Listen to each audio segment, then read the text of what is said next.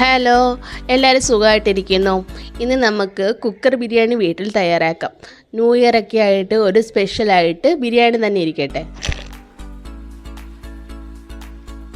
Cooker അടുപ്പത്ത് വെച്ച് ചൂടായി വരുന്ന സമയത്ത് 2 സ്പൂണ് നെയ്യ് ഇട്ട് കൊടുക്കുക.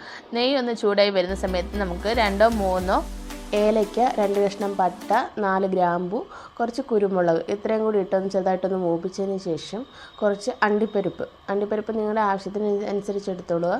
ഞാനാണെങ്കിൽ ഒരു 10-15 അല്ലി അണ്ടിപ്പരിപ്പ് എടുത്തിട്ടുണ്ട്. അതും കൂടി ഒന്ന് നെയ്ക്കകത്തിട്ടിട്ട് മൂപ്പിച്ചെടുക്കുക. അണ്ടിപ്പരിപ്പ് ഒന്ന് ചെറുതായിട്ടൊന്ന് ബ്രൗൺ കളറായി വരുന്ന സമയത്തേക്ക് നമുക്ക് കുറച്ച് കിസ്മിസും കൂടി ഇതിനകത്തേക്ക് ഇട്ട് കൊടുക്കും. ഇതിനകത്തേക്ക് ചെറുതായിട്ട് അരിഞ്ഞ ഇഞ്ചി, വെളുത്തുള്ളി നിങ്ങൾക്ക് വേണമെങ്കിൽ ചെറുതായിട്ടൊന്ന് ചതച്ചെടുത്തിട്ട് ഇതിനകത്ത് ചേർത്താൽ മതി. ഇനി നമുക്ക് ഇതിനകത്തേക്ക് വേണ്ടുന്ന സവാളയാണ്. ഞാനൊരു മീഡിയം സൈസ് 2 സവാള എടുത്തിട്ടുണ്ട്. അത് ചെറുതായിട്ടൊന്ന് കട്ട് ചെയ്തിട്ട് ഇതിനകത്ത് ഇട്ട് കൊടുക്കുക. അതിൻ്റെ കൂടെ തന്നെ കുറച്ച് ഉപ്പും കൂടി ഇട്ടിട്ട് നമ്മൾ വഴറ്റിയെടുക്കുക. ഉപ്പിടുമ്പോൾ നമ്മൾ പെട്ടെന്ന് തന്നെ വഴണ്ട് കിട്ടാൻ വേണ്ടി കുറച്ച് ഉപ്പ് ഇട്ടാൽ മതി. അത് വഴണ്ട് കിട്ടും. വീഡിയോ കണ്ടുകൊണ്ടിരിക്കുന്നവരെ ഫോളോ ചെയ്യാതാണ് വീഡിയോ കാണുന്നതെങ്കിൽ എന്നെ ഒന്ന് ഫോളോ ചെയ്യുക, സപ്പോർട്ട് ചെയ്യുകയൊക്കെ ചെയ്യുക. ഇനി യൂട്യൂബിലാണ് നിങ്ങൾ വീഡിയോ കണ്ടുകൊണ്ടിരിക്കുന്നതെങ്കിൽ നിങ്ങൾ സബ്സ്ക്രൈബ് ചെയ്തിട്ട് പോകണേ. തുടർന്നുള്ള എൻ്റെ വീഡിയോകൾ കാണാനും എന്നെ സപ്പോർട്ട് ചെയ്യാനും വേണ്ടിയിട്ടാണ്.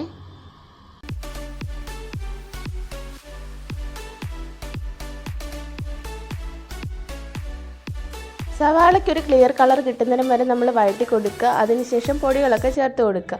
പൊടികളൊക്കെ ചേർക്കുന്നത് നിങ്ങൾക്ക് എരിവിനനുസരിച്ച് വേണം ചേർക്കാൻ. ഒരുപാട് എരിവൊക്കെ വേണമെന്നുണ്ടെങ്കിൽ ഇതിൽ കൂടുതൽ പൊടികളൊക്കെ ചേർത്തോളുക. വീട്ടിൽ കുട്ടികളൊക്കെ ഉണ്ടെന്നുണ്ടെങ്കിൽ അവർക്ക് കഴിക്കാനൊക്കെ പ്രയാസമാണ്. അതുകൊണ്ട് ഞാൻ വളരെ കുറച്ച് മാത്രമേ പൊടികളൊക്കെ ചേർത്തിട്ടുള്ളൂ. 1/4 സ്പൂണ് മുളക് പൊടി, 1/4 സ്പൂണ് മഞ്ഞൾപ്പൊടി, 1/4 സ്പൂണ് മല്ലിപ്പൊടി, ആവശ്യത്തിനുള്ള ഗരം മസാല ഇത്രയും കൂടിയാണ് ഞാൻ ചേർത്തേക്കുന്നത്. നിങ്ങൾക്ക് പൊടിയൊക്കെ കൂടുതൽ വേണമെന്നുണ്ടെങ്കിൽ ഇത് കൂടുതൽ ചേർത്തോളാം. പൊടികളെല്ലാം പച്ചമണം മാറുന്നിടം വരെ വഴറ്റി കൊടുക്കുക. ഞാൻ അതിനകത്തേക്ക് ചേർക്കുന്നത് ഹാഫ് ബോയിൽ ചെയ്ത ചിക്കനാണ്.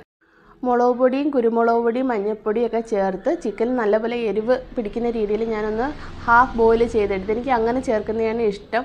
സാധാരണ ഇതിനകത്ത് തന്നെ ഇട്ട് വേവിച്ചെടുക്കുകയാണെങ്കിൽ ചിലപ്പോൾ ചിക്കൻ അങ്ങനെ എരിവൊന്നും പിടിച്ചെന്ന് വരത്തില്ല. അതുകൊണ്ട് ഞാൻ ചെറുതായിട്ടൊന്ന് വേവിച്ച് എരിവ് ഉപ്പൊക്കെ പിടിപ്പിച്ച ഒരു ചിക്കനാണ് ഞാൻ അതിനകത്തേക്ക് ഇടുന്നത്. പിന്നെ ഞാൻ എടുക്കുന്ന അരിയാണ് ബിരിയാണി റൈസാണ് എടുത്തേക്കുന്നത്. 2 കപ്പിന് അളവിന് ബിരിയാണി റൈസ് എടുത്തിട്ടുണ്ട്. അതേപോലെ തന്നെ അതനുസരിച്ചാണ് ഞാൻ വെള്ളം ചേർക്കുന്നത്. 2 കപ്പിന് 4 കപ്പ് വെള്ളമാണ് ഇതിനകത്ത് ചേർക്കുന്നത്. വെള്ളം ചേർക്കുന്നത് നിങ്ങൾ ശ്രദ്ധിച്ച് തന്നെ ചെയ്യുക.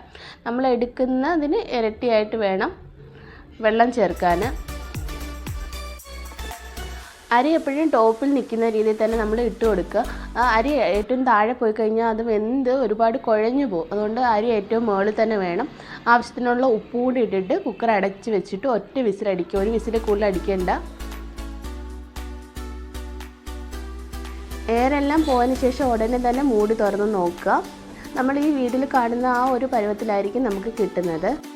മൂടി തുറന്നാൽ നമ്മൾ പെട്ടെന്ന് തന്നെ വേറൊരു പാത്രത്തിലോട്ട് തന്നെ മാറ്റുക. കുക്കറിനകത്ത് തന്നെ വെച്ചേക്കരുത്. വെച്ചിരുന്ന് കഴിഞ്ഞാൽ അത് കൂടുതലായിട്ട് അടിഭാഗം ഇരുന്ന് വെന്ത് പോകും. നമ്മൾ അത് ഒഴിവാക്കാൻ വേണ്ടി നമ്മൾ വേറൊരു പാത്രത്തിലോട്ട് മാറ്റി നിരത്തിയിടുക.